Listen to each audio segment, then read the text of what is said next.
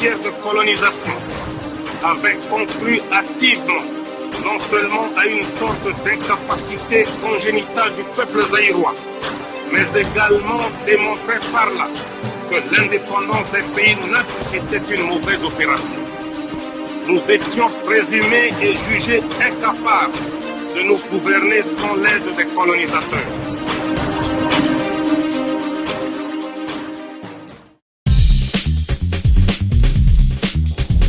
Bonjour à tous. Nous sommes heureux de vous savoir nombreux à notre compagnie pour suivre l'analyse. Voici le titre de cette édition du week-end. La plainte du président Kabila contre certains présumés corrompus suscite beaucoup d'interrogations. Affaire de l'arrestation du général Karenzi à Londres, d'autres hypothèses commencent à émerger. La vérité n'est peut-être pas dans l'évidence. L'inauguration de la nouvelle aérogare d'Ndjili, peut-on espérer la fin des tracasseries dans cet aéroport? Et nous finirons par d'autres questions d'actualité. Bonjour Kiawen. Bonjour à tous et surtout merci de nous suivre pour cette analyse du week-end. Cette analyse du week-end est exceptionnellement présentée à l'extérieur. Parce que c'est l'été. Oui, parce que c'est l'été, parce qu'il y a des circonstances et nous avons déménagé à l'extérieur. Nous sommes en plein quartier des affaires de Paris, c'est ainsi qu'il y a des avions qui passent, tantôt des bus, tantôt des enfants. Je pense que ce n'est pas la première fois qu'une émission déménage. Ces bruits ne vous gênera pas, sûrement. Contentez-vous-en et si ça vous gêne, nous vous présentons déjà nos excuses, le plus sincère. Ceci étant dit, nous l'étions à sujet à Liboso. Pourquoi procédure et lutte contre la corruption Oyo Kabila a lancé na Kin et Zoka Moussaba?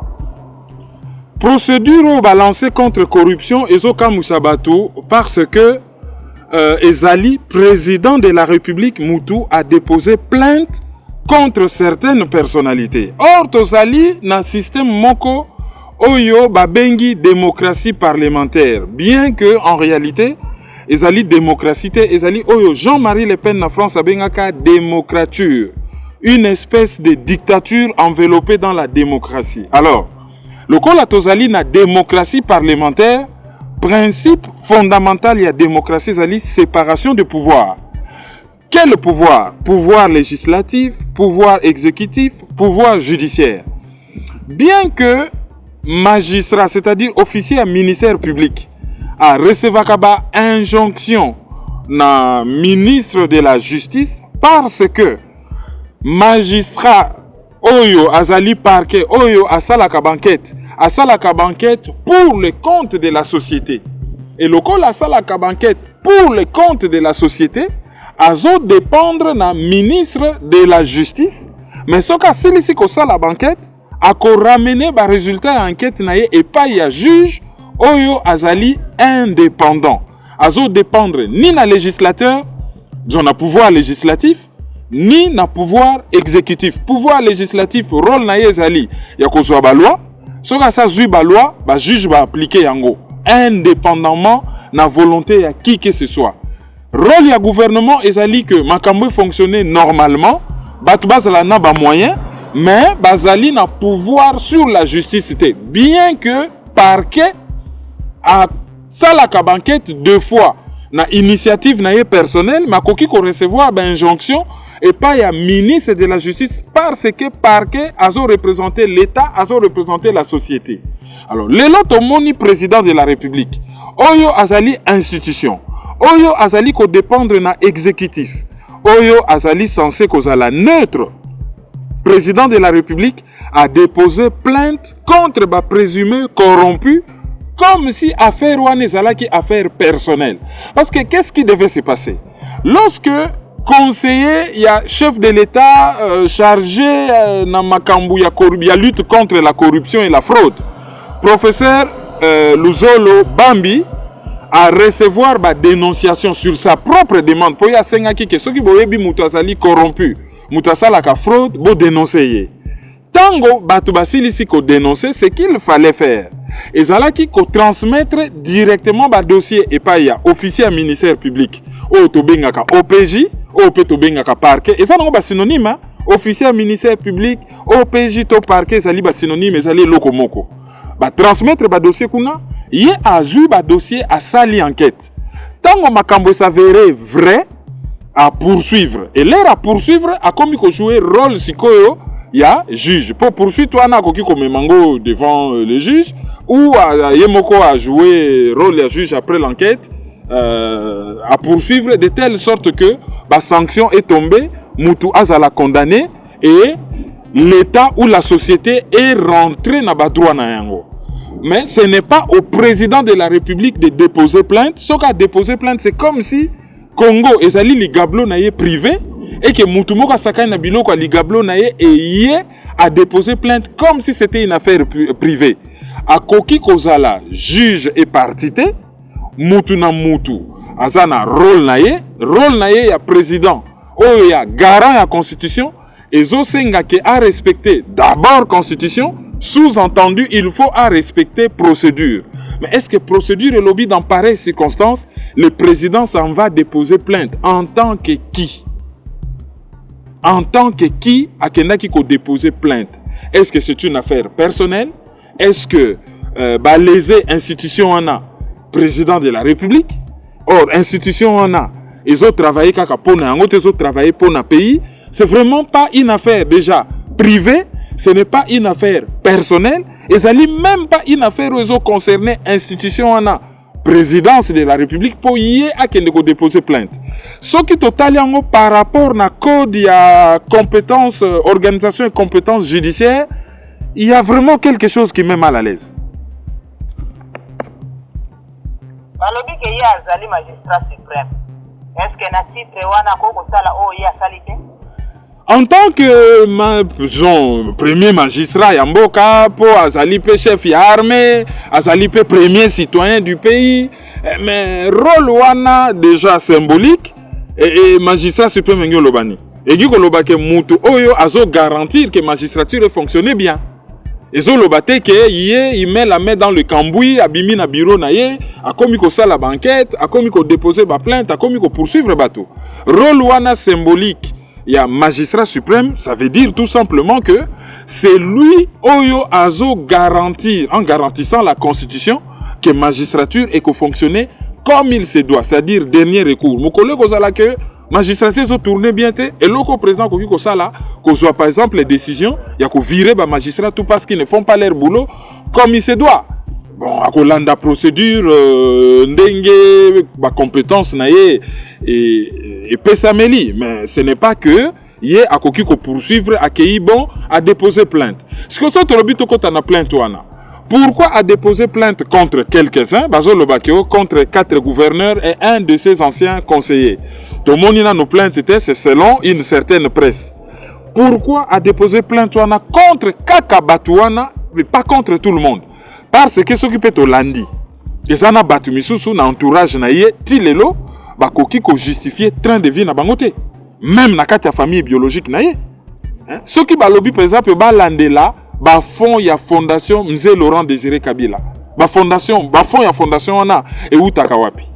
Article ya Forbes Sebimaka sur richesse naie.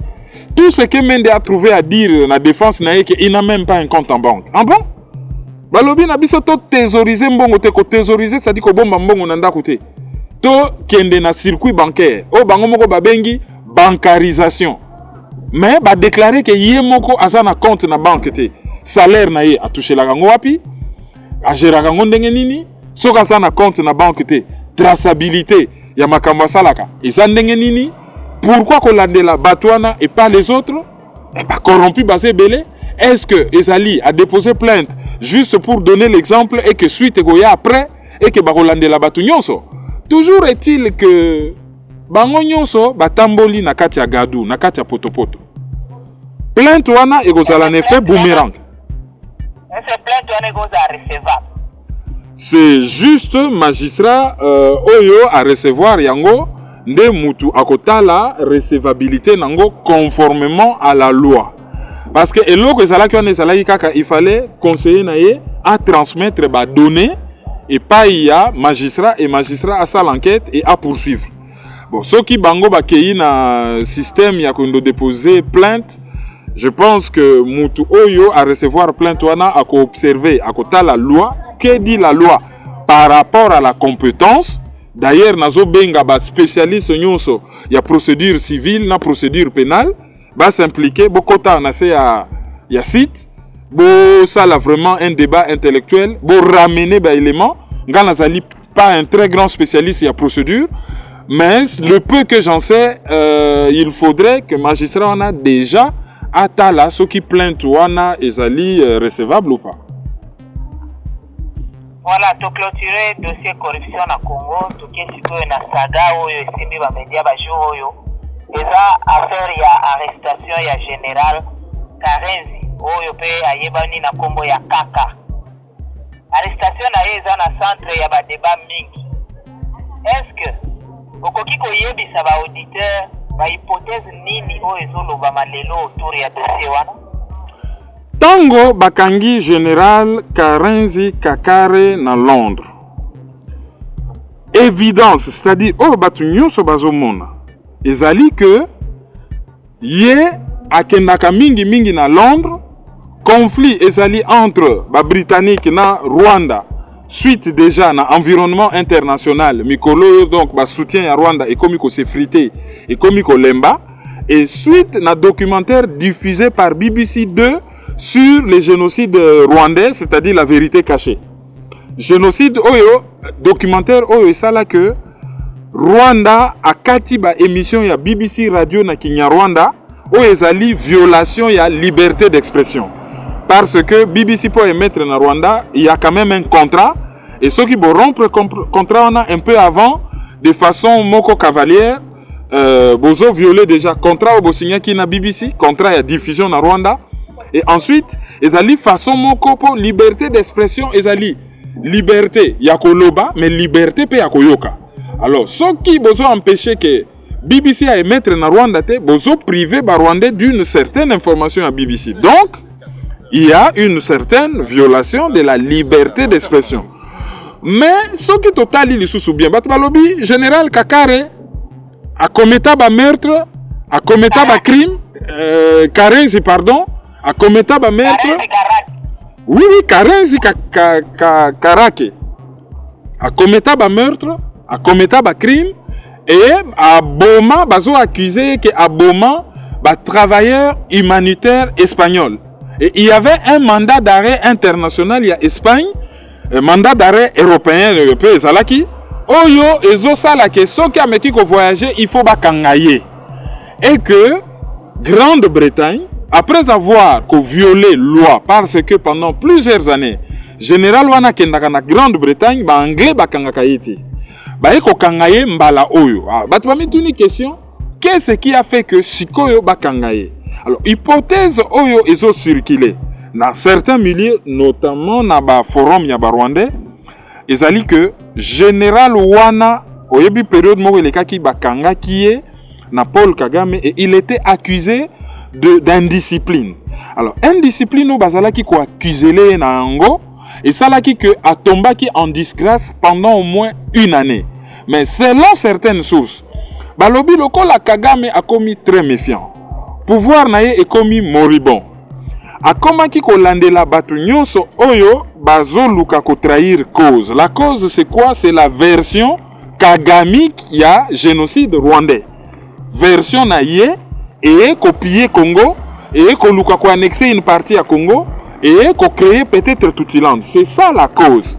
Alors, Moutou Nyonso oyo amonaki que trop de meurtres, trop d'assassinats, trop de violence, c'est trop. Il faut que va s'arrêter parce que Ligorodo a koki ko melangombete et que quoi que le Rwanda fasse, même avec l'aide des États-Unis, a koki ko melangombete, Batu Nyonso bamonaki il fallait stopper cela. Bakomaki ko poursuivre bango et ko boma bango. Entre autres, Boma Keregeya oyo azalaki ko sala na renseignement militaire. Biso ba Congolais, to ko regretter na biso Keregeya te parce que c'était un criminel qui tue par l'épée, périt par l'épée.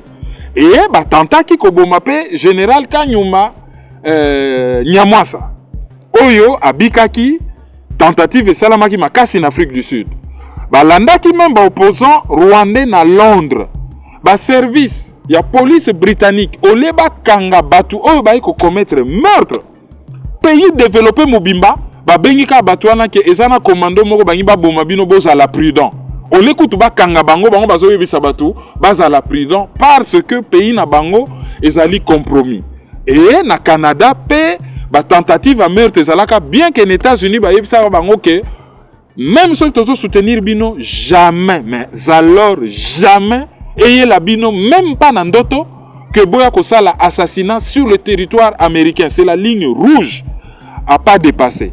Et version officielle les obimake général Karenzi a kotaki en contact na Keregeya et que Kagame amona ki a commis dangereux na pouvoir na ye parce que alinga tourné, alinga comploté et il fallait à mettre hors circuit. Yangwana a kangaki et a tombé en disgrâce pendant une année. Mais tango a moni que pouvoir na ye commis déstabilisé, a commis déjà na méfiance vis-à-vis na James Kabarebe. Oyo akende ko régler dossier à Congo pour na compte ya organisation na bango ya International Tutsi Power. Yem takende ko régler dossier à Congo. Tango a moni que danger atala lobi ko fongola plusieurs fronts. Oza l'ennemi ya Kabarebe, oza la ennemi ya Karenzi. Ça fait beaucoup par stratégie. Azongisi Karenzi na circuit na ye. Mais Karenzi l'air a moni que tremblement de terre et bandi koya. Yazali responsable à renseignement. À comprendre que ba lâché bango par les États-Unis. À comprendre que Canada comme oningana. À comprendre que Grande-Bretagne kalamingi te baso lâché bango et que le vent tourne. A lobby a anticipé, a bima a kende komi kangisa ye moko et a négocié ba condition na ye ya emprisonnement na ba anglais pour ceux qui ba tiki na maboko ba espagnol ba ko régler compte sans état d'âme. Alors le moindre mal pour na ye ezali Grande-Bretagne. Donc hypothèse ezo circuler ezali que ye moko ake komi tika pour na a échapper na Kagame mais pour na pe a échapper na justice peut-être espagnole a se retrouver chez ba anglais o ya yebi ke ba ko traiter relativement un peu bien. Alors loko to mona ki akokamwa ezali que parmi bavoka na ye il y a madame Cheryl Blair, moi si a Tony Blair, muto azali impliqué conseiller bénévole ya Paul Kagame. Akendaki sous makambo na ye ya lokoso ya mbongo na Guinée Conakry. Azali impliqué na dossier moko conseiller makambo mbongo na Guinée Conakry. Atondaka mbongo te, a provoqué guerre na Irak derrière Bush. Asala makambu ya mabe makasi na Rwanda, azali impliqué na makambu ya mabe makasi na Guinée Conakry et dossier o ba pesa ki akende ko zala médiateur na dossier Israël contre Palestine, objectivité na ye zala ki tellement remise en cause que a jeté l'éponge. Et sa femme est là. Rôle ni moi si na azo jouer. Azo défendre mutu na bango o ya bomaki po na compte na bango ou il faut azala tout près na dossier pour na aye bango na ndenga kati ata la direction ni nezo kende po yena mobali na ye bazwa ba précaution ba se protéger. C'est vraiment ba hypothèse photo landel. Alors constate au sali par rapport na dossier na c'est quoi? Ba Rwandais bazalaki plein na tribunal. Bazali ko yemba ba champ guerrier na Kenya Rwanda que nous livrerons cette bataille et toko ganyango. Mais ba Congolais bazalapi parce que dossier wana etaleli ba Congolais. Bagarre, guerre, oye salamaki entre deux armées étrangères na Kisangani. Ouganda contre Rwanda, bazai ko wela ba comptoir ya diamant. À part nenge détruit et détruisa qui ville. À part nenge bomaki ba militaire, on a exécuté 600 Congolais. Exécution vraiment oya crime de guerre, crime contre l'humanité. Oye zo respecté droit international humanitaire. Les 600 Congolais on a biso ba Congolais tozo sani. Pour batu bazo crier Kanambe dégage, Kabila dégage, ba surnom, tout ça, Kobelela, Ingeta, batu bazo crier. Mais meilleure façon ya kolongola Kabila na pouvoir ezali à quoi affaiblir Kagame. Mais chaque fois qu'il y a un dossier contre Kagame, ba Congolais ba komi ba spectateurs, bazali susu ba acteurs te. Certains Congolais ne se rendent pas compte que ce qui se passe en Grande-Bretagne ils ont concerné bango en premier. Au lieu Yakozala, efficace. Ah, balanda ki pasteur tel. Bakena ki kobeta pasteur tel. C'est bien. Ah, réunion tel les autres en ambassade. Deux personnes baki ko crier devant l'ambassade. C'est bien. Ah, marche tel les autres salama pona charnier ya maluku. Ça, c'est très bien aussi. Mais c'est plus efficace ce qui va peser de tout leur poids. 500 personnes à Londres. Tous les intellectuels qui sont dans l'université. UCLA, Bazana Oxford, Bazana Cambridge, Bazana University of South London, Central London, pardon, UCL, Bazana Université à Leeds, Bazana Université à Nottingham, Bazana Manchester. Batouana Nyonso, Bozali, professeur, qu'est-ce que vous faites? C'est le moment où vous cotisez, vous comme ma tribune, vous sommes même publier reportage dans les journaux net, c'est Guardian, c'est Daily Telegraph, vous commettez le BBC, vous participez dans le forum na bango, vous kende na site BBC, vous commenter kaka ba Rwandais. Ceux qui boké na Twitter, ba Rwandais baza makasi na Twitter, o yezo atteindre ba autorité directement, ba Congolais na Twitter, niet. Baza kunate. Et ba misusu soko lobi na ye bon. Kota na Twitter ote ngai po yazo luka post. O po yako kitana kin yazo banga. Ano bino kaka ndenge boza liboso bo s'exposer bon. Biso tozaka ka tozo soutenir. O soutenaka ndenge nini? Na makanisi, na prière to na mbongo. Rien. Pour de toutes les façons soko to lobi mbongo. Record du monde ya ba promesse non tenue. Maizo.com. O kaka Kerwin Boni. So, on a besoin senga comme si Kerwin était mendiant pour na senga. Ah, Kerwin Boni. Non, à la fin du mois pour nous soutenir le site. Sur 100 promesses, je dis bien sur 100 promesses, généralement il y en a 2 qui sont tenues. Je parle de 100. Je ne parle pas de 10 promesses. Ça ne sert à rien de promettre. Batu bazo banga. Ah non, ngana ko commenter te ah ngai bazo banga mais bocha ba pseudo bazo oblige bazo senga bino te bo commenter na ba kombo na bino. Bocha ba pseudo parce que guerre tozanango c'est d'abord une guerre de communication. Mutu oyo ako gagner guerre de communication, ye wanande ako gagner guerre après. Alors ba bataille nyonso ya communication congolais zate, bo se déplacer ne fils que boke na tribunal, bo zale belé bango bazo yemba, bino pe boyembi. Congolais na yete et pourtant mutu wana soko tali ba travailleur espagnol bakufa ki pona nini? Bakufa ki po ba découvrir ki que abomi mingi na Rwanda yena Paul Kagame na James Kabarebe surtout ba bomi mingi na Congo et l'air bango ba sali rapport mbala moko ba bia c'est des témoins de gênants. Il faut qu'on élimine bango ba bomi mais botu na ye loko la yem tazaki chargé à makamunyo saliwa. Comment est mort Laurent Désiré Kabila? Botu na ye comment sont morts les 600 personnes assassinées na Kisangani? Botu na ye comment est mort Monseigneur Kataliko, Monseigneur Muziriwa? Comment sont mortes toutes ces femmes qui ont été enterrées vivantes à Makobola? Botunaye, où sont partis les 400 000 réfugiés rwandais au Baboma na Tingitingi? Botunaye, meurtre au Union, c'est Salama na Mugunga. Il y a un avocat, une avocate canadienne qui a dit sur RFI qu'il y a un dossier secret na TPIR, Tribunal Pénal International pour le Rwanda. Oyo ezo etaye makambu mutuana sala ye Kagame Bakabarebe toute la bande. Justice espagnole azo lande la bango 40 et les premiers pays concernés. Loko la gouvernement ezali silencieux. Relations diplomatiques na Rwanda bakati na bango te. Likambozo le kana Londres aucune déclaration. RTNC l'église au milieu du village silence total et absolu. Il faudrait que société civile ait récupéré dossier wana. Et comment la société civile peut-elle récupérer le dossier? Il faut se déplacer, qu'il y a un tribunal. Le monsieur doit se présenter tous les jours devant police. Puisque à Fouti Caution, il y a 1 400 000 euros, 1 million de livres sterling.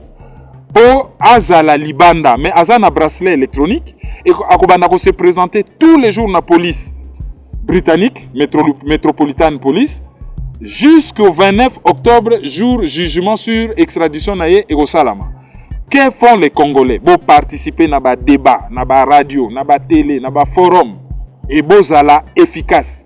Parce que ce qui se joue à Londres, entre Londres, Madrid et Kigali, concerne en premier lieu. Il n'y a pas un seul pays du monde qui est le plus concerné que le cas RDC. Puisqu'il y a beaucoup plus de morts en RDC que dans aucun autre pays. RDC, 10 millions de morts. Rwanda, 800 000 morts. Espagne, 10 morts. Canada, 1 mort, Belgique, une dizaine. Voilà, Tozali le premier, il faut que les gens se lèvent et qu'ils se bougent. Nous avons un dossier à Kaka Karenzi, sikoyo na Njili. Inauguration ya aérogare ya Njili esalamaki. Lokola ba moderniser yango. Est-ce que elingi pe kolakisa que makambo ya tracasserie esili na aéroport wana? Modernisation ya aéroport ya Njili, il y a beaucoup de choses à dire là-dessus. Et loko ezali ko gêner makasi na aéroport wana, ezalaki état na yango, ezalaki obsolète. Batongango na 1956, et fana ndenge wana sans entretien, sans adaptation, sans modernisation, et salaki que ezalaki aéroport moko o ezo répondre na ba norme ya aviation civile internationale, ba norme ya IATA. Ça c'est la première chose. Mais malgré que ezalaki ko répondre na ba norme te, et loko erandaki aéroport wana problématique, ezalaki que déjà ceux qui moutabuti voyage autour ya tapis batou plein à voyager qui na yete à se retrouver na place à bagage pour salani pona yiba ou pona tia bagage à batou insécurité. Mais bateau balingi ba voyager paisiblement ba futi taxe boko auto yebi ni mutu ni makolo ba benyango kombo go pass ba futa kango directement na banque ba benyango soki taxe ya statistique soki ya nini to yebite. Et kota kawapi ezalaka géré par nani ba gérera kango ndenge nini et kota déjà combien bilan nango eza nini to yebite passager wana ye soka ye na aéroport tracassé bato baso accompagner ye fo batikala mais aéroport ezali place oyo lieu de rencontre place oyo bato baso pesa na ba au revoir ba oyo baso kende ba oyo baso ya ba oyo baso kende ba oyo baso tikala au revoir place oyo bato baso souhaitaka la bienvenue ba oyo baso ya na ba oyo basalaki na mboka.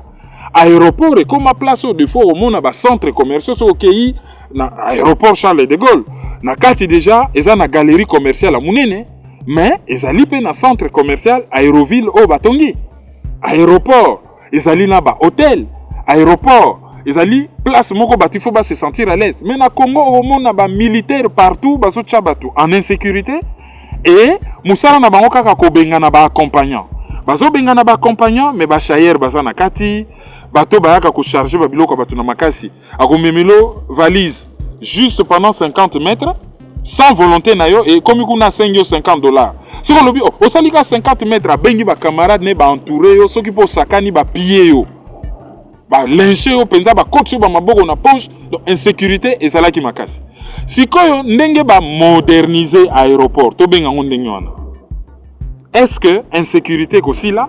Est-ce que bako réduire ba service belé na aéroport oh ANRCC oh police ya boye oh service ya bo est-ce que bako réduire ba service wana aéroport et comme ndenge zalaka partout dans le monde aux an aéroport aux alliés en sécurité to tia siko dossier wana entre parenthèses to kota siko dossier à financement ba document belé nazo arrondir et lobby que aéroport wana écouté $80 millions na arrondir ezali 79, quelque chose donc $80 millions.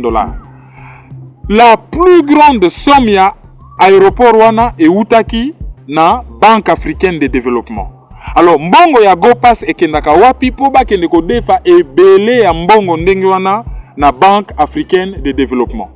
Pour Banque africaine de développement tchaki parti une banque chinoise va tchaki une partie et gouvernement congolais va tchaki une partie. Alors pourquoi na RTNC bazolo bakaka le $22 millions au ya aérogare puisque ba travaux ezali aérogare na tour de contrôle yasika. Alors le 22 millions ezali kaka aérogare et que les 80 millions ezali à tour de contrôle ou na kati ya 80 millions il faut toujours 22 millions ya aérogare les restes ezali à tour de contrôle. Donc il y a déjà un broglio na makambu ya mbongo balakisi biso clarté parce qu'on a le droit de savoir mbongo wana ezali mbongo na biso nyongo bazui na Banque africaine de développement c'est nous tous peuple congolais autokofutango de notre propre poche. Il faut toyeba pourquoi que ça là hangar o ezali lokola Carrefour ou Texco ou Walmart aux États-Unis, c'est vraiment le hangar. Il y a des problèmes d'esthétique. Pourquoi que ça, la hangar, il y a 10 000 mètres carrés, na prix exorbitant, et baya kotonga lisusu quelques années après un aéroport de 45 000 mètres carrés, oyo selon bango, ba plan ici. Ils allaient déjà finaliser et tikali kaka phase de construction. Pourquoi ne pas passer directement dans la phase de construction? Pour na kin système comme soko lingolia ou créer un grand travail moko, donc on continue à faire des grands travaux. Au lobby va construire l'eau et puis au bêtis surfacturation à mort ou se remplir la poche. Et comme il y a un système.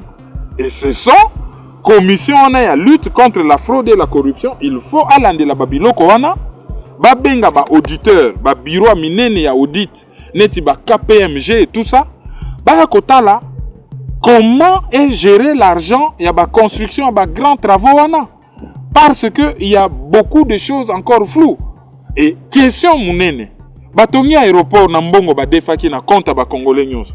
Est-ce que ezali aéroport ya Kinshasa ou ezali géré par RVA pour le compte de tous les Congolais ou bien ezali aéroport ya PPRD parti à Joseph Kabila?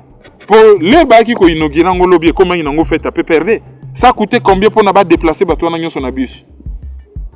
Ba t-shirt, ba drapeau. Bato na ba futaki bango combien? Ba melaki combien na suka? Ba kene ko mela masanga na mbongo nani? Ezali aéroport international ya Congo, autrement dit aéroport ya ville ya Kinshasa sur le plan national, ou bien ezali aéroport ya PPRD, un bien privé ya PPRD o basali na mbongo ya PPRD po bato ya PPRD ba s'accaparer nango ba ko sala ba danse ndenge otoyebaka ya jalelo saka yonsa. Est-ce que ezali aéroport ya PPRD ou ya mutu nyonso? Voilà. Pour hangar wana 80 millions de dollars baki ndota l'aéroport ya Lomé, ya Brazzaville, ya Lagos, ya Johannesburg, ya Nairobi, ya Addis Abeba, ya Le Caire. Aéroport Oliver Tambo pour l'autre fois j'avais dit Tabombe qui olena loba Oliver Tambo, bata l'aéroport ya Sika ya Angola, bata l'aéroport ya Sika ya Conakry, bata la ya Abidjan, bata la les deux aéroports ya Dakar, o ya Kalana, o ya Sikekomi Kosila. Pour ceux qui ont Maroc, Alger, non, Toké Moussika, Tunis, batala ba aéroport wana nyonso. Est-ce que Njili ça fait le poids par rapport à la richesse du pays, par rapport au rayonnement de la ville, Kinshasa, capitale africaine de la musique, capitale africaine de la bande dessinée, une des plus grandes capitales culturelles en Afrique, une capitale politique censée être une grande ville. La capitale d'un pays minier, d'un pays pétrolier, d'un pays extrêmement riche. Est-ce que Kinshasa mérite un tel aéroport? That is the question. À part récupération politique, où il démontré brillamment, Nazana Motuna concernant GoPass. GoPass a un foot à Marakaka na dollar. Commentaire na yo ezani parce que la transaction officielle na ba banque officielle à Moka na biso mais il faut pas que efutama na dollar et puis faut qu'on pèse yango pe mutazana guichet atali yango bo na lumière er moko pe aboye yango o ezana mwa coupé. D'ailleurs l'état il faut à respecter ba loi na ye. Monnaie officiellement reconnue na Congo pour na ba transaction ezali franc congolais. Première chose. Ensuite, le gouvernement lobby a lutté contre la dollarisation du système monétaire. Dollarisation, ils ont fait à utiliser dollar, ils ont fait à utiliser des devises étrangères dans la carte économique. D'où il faut des transactions et ça la na franc congolais. Pourquoi taxe wana il y a statistique na aéroport au babengi GoPass ils ont foutu na dollar. Et pourquoi taxe wana des fois ils ont foutu na banque moko privée, Robank, Royal Pindi Bank, il y a ba indien. Pourquoi? Il y a beaucoup de questions, ceux qui ba lobby vraiment ba creuser, ceux qui na Congo tozaki na ba journaliste d'investigation sur place, mais bon, c'est difficile hein. Au ça l'investigation, au découvrir vérité ba bomio. Mais attendez-les, bon, parlement on a pesé nango godio, ils ont joué rôle nango te hein. Il suffisait parlement ça la commission d'enquête. Balande la makambo wana GoPass bako découvrir makambo belé derrière. Est-ce que vous pensez que le cola batonia et Rogara Sika va inaugurer en c'est aussi la fin il y a GoPass? Non, mais parce que balobi qu'il faut batonga aéroport mususu il y a 45 000 mètres carrés. Je pense qu'il faut un plateau de Bateke donc va retrouver toujours raison. Il y a qu'on continue qu'on soit GoPass bien que ce tali na droit fiscal ils ont un principe moko oyo bokoki ko déterminer destination mbongo libosote, c'est-à-dire tout l'argent ya ba taxe nyonso ya l'état ça appartient à l'état et ils ont servi na misala nyonso à l'état et peki sami na droit fiscal o kamata mbongo moko boya taxe moko o déterminer que mbongo yo ezali pona ko tongeloko boye mbongo yo mbongo nyonso ya l'état ekotaka na caisse ya l'état et l'état zo répartir na ndenge ya lingi okokite ko lobake mbongo ya zando ezali pona ko komba zando taxe oyo bafutaka na Katanga ezali kaka na bio ya l'état national ezali kaka fo etikala na Katanga taxe oyo bazofuta na bandundu etikala na bandundu non mbongo nyonso ya l'état ezali pona misala nyonso ya l'état donc mbongo ya Gopas il suffit ka bayebisa biso montant et koti na caisse ya l'état et basali lango misala nyonso ya l'état c'est-à-dire mbongo ya Gopas wana pe bakotonga nango école ezali mbongo ya l'état l'état en fait ce qu'il veut mais tolingi de transparence na gestion. Merci beaucoup de l'explication fournie. On a tous les Kimba la moto fongo la page na biso ya ba divers et sujet où tout bandanango ezali sujet où il y a remise d'un don de matériel médicaux à l'hôpital de Mbataka. Commentaire na weka. RTNC a pesa qui information que le gouvernement a sali don ya ba matériel médicaux notamment ba kit ya accouchement l'hôpital général ya Mbandaka. Alors l'ikambwana ezali très grave. Le gouvernement n'a pas à faire des dons à un hôpital du gouvernement. Il y a l'État. Le gouvernement, il faut à travailler pour le système de santé et fonctionner bien, notamment les hôpitaux. Et là, quand on a na RTNC ko lobake ngai na lobi bon na sali don na munoko na ngai na likuti moko ya fufu. Pour na remarquer qu'on dirait na zako yo kanzala na misali don. Ah, na sepeli na sala nzoto nanga moko don na ke ko sombela ngo chemise. Gouvernement ko sala don hôpital ya gouvernement te. Un privé a koki ko sala don na gouvernement. Ah, ngai privé na yeko pesa hôpital ya Mbandaka cadeau. Ah, ngai pays étranger na yeko pesa hôpital ya Mbandaka cadeau. Mais gouvernement a koki ko mi pesa cadeau yé moko te e abenyango don. Yango ta tolobaki ke ba kito ba pesa ki ba député ezali corruption. Même Zakari qui fonctionne dans ce gouvernement, disons dans ce parlement, lobaki yango ke ba humilier bango 500 lits pour 500 députés. Mbetu moko lero okende na circonscription électorale na yo. Oh non, na yeko tika mbetu moko gouvernement pesaki. Le gouvernement n'a pas donné aux députés babiloko. Ezali corruption. Ezali corruption. Il y a un principe de séparation du pouvoir. Le gouvernement il n'a pas. Il y a coupé ça va député biloko. Si le gouvernement n'a pas à faire des dons au gouvernement, le gouvernement doit faire son boulot. Le boulot au gouvernement, ils allaient que les hôpitaux, ils allaient occuper et équiper. Les médecins, ils allaient former et bien payer. Les infirmiers, ils allaient bien former et ils allaient bien payer. Hôpital et tourné, électricité, ils allaient, maille, ils allaient, gaz, ils allaient, bakis, ils allaient. Ça, c'est le rôle du gouvernement. Le rôle du gouvernement, ce n'est pas de donner des dons. Poto monaki na Mbandaka mukolo wa mpombo amemeli bango badon et batu bazo sepela mais bake kochola bango wana ezali campagne électorale larvée. Le gouvernement n'a pas à faire des dons. C'est vraiment ngai na yebite soki nazolia non nazo sala munoko nanga don munoko nanga moko rôle nanga ezali ya kosala ya ko produire mbongo ya ko somba biloko ya ko lea ko lesa nzoto nanga pona santé nanga. C'est un devoir, c'est une obligation. Faut namilei ça pour na vivre. Alors so na milei ici ah non. Vraiment boya ko filmer na sali munoko nanga don ya lipa. Ah boya ko filmer na sali makolo nanga don ya sapato. Ça n'a pas de sens.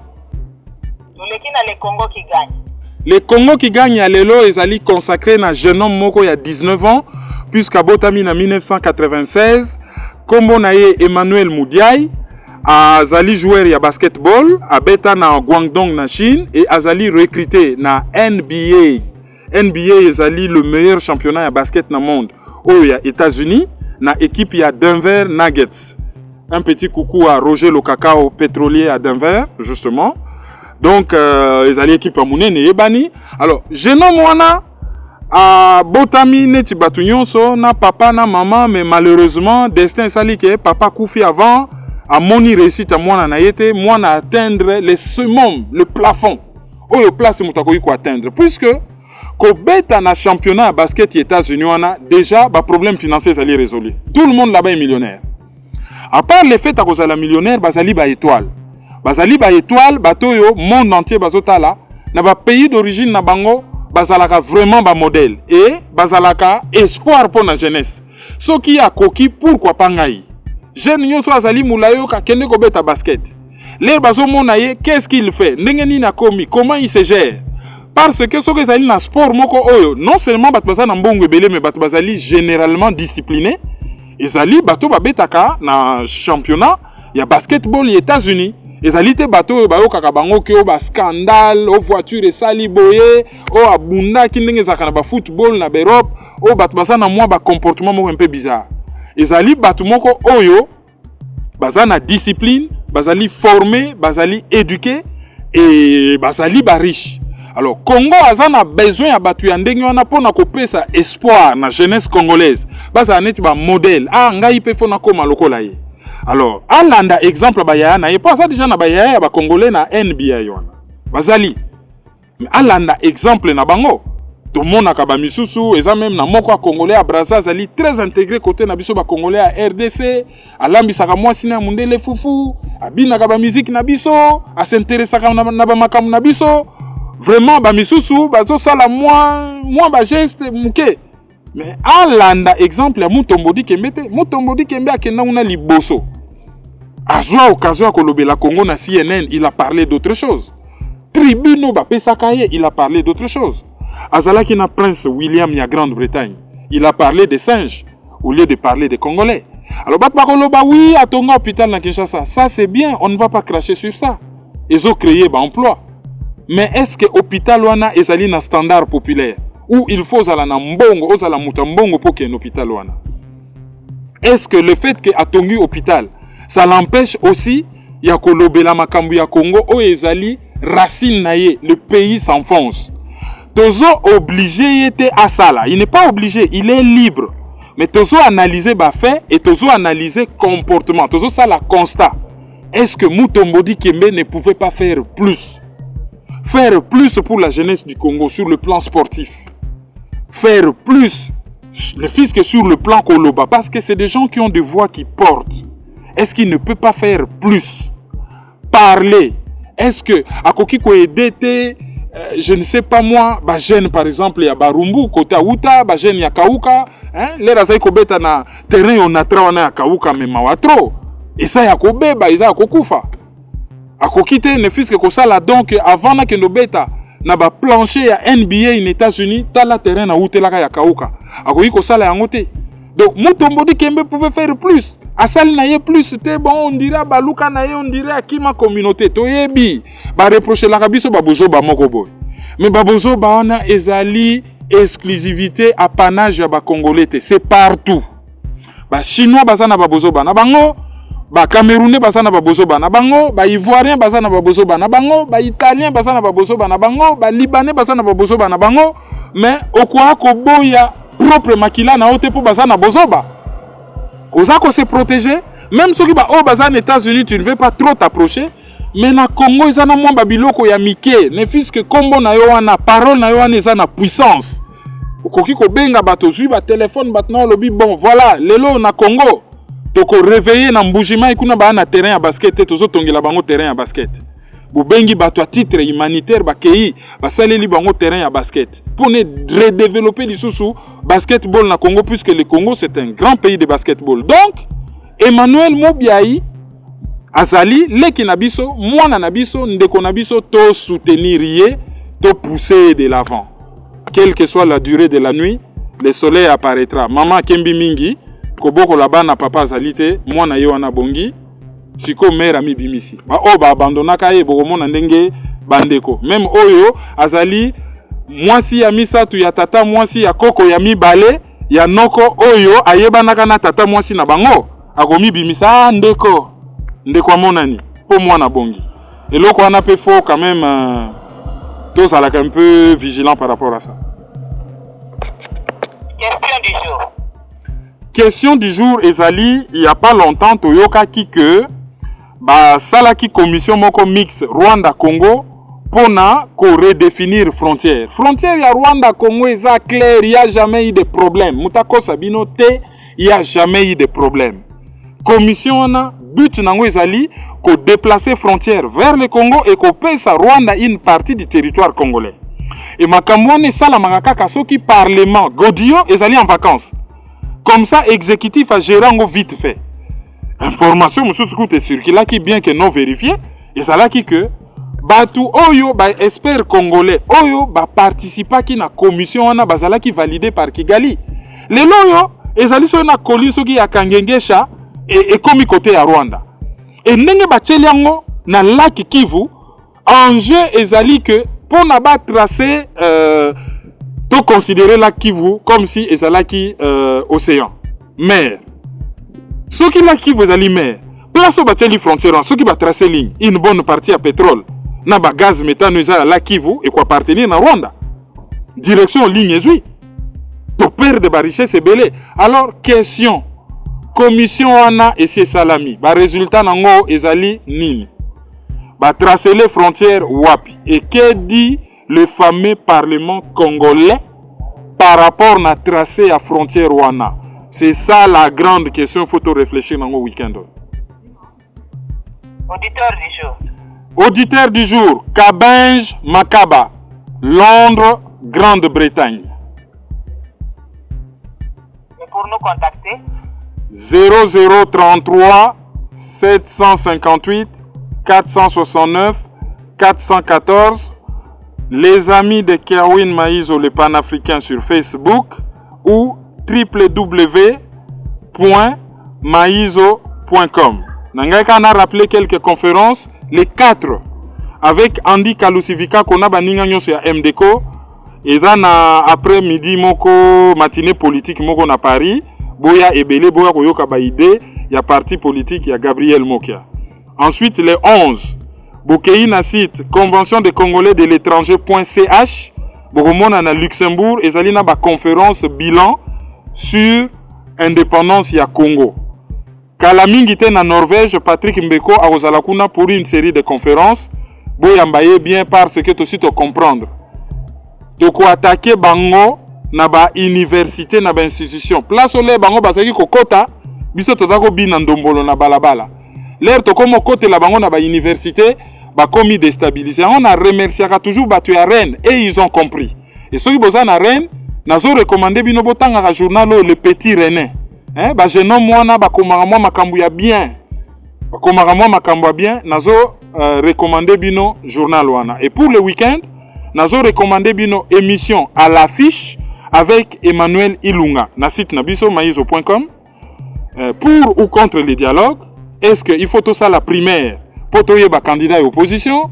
Est-ce qu'il faut que ça la primaire pour nakoyeba candidat ya diaspora zali nani? Enfin bref, Emmanuel Ilunga na éloquence toyebelaye parti na ekomo nango ARP apesa ki biso interview et kozala na maizo.com botala pe Patricia Queen P ye asala ki émission sur la violence conjugale basi oyo mibali oyo babetaka basi na bango basi oyo babetaka mibali na bango conséquences nini eza nango na couple conséquences ba traumatisme nini etikaka pa ya bana en tout cas expliquer ngo clairement na site.